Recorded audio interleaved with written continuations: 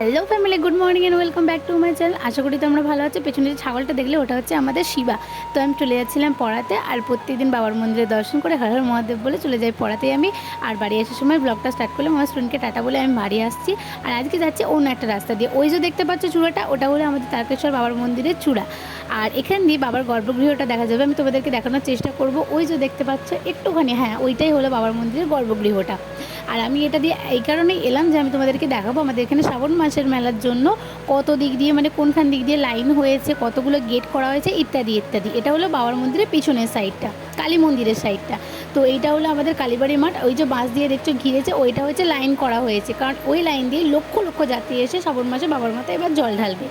চলে এলাম আমি বাড়িতে এসে খেলাম মুড়ি আর আলু চচ্চড়ি। তার সাথে আমার দিদি আমাদের দুপুরে লাঞ্চের জন্য বানিয়েছিল চিলি পনির, যেটা আমার খুবই ফেভারিট। বাট বাইরে প্রচণ্ড বৃষ্টি হচ্ছিলো, তার জন্য কারণও চলে গেছিলো।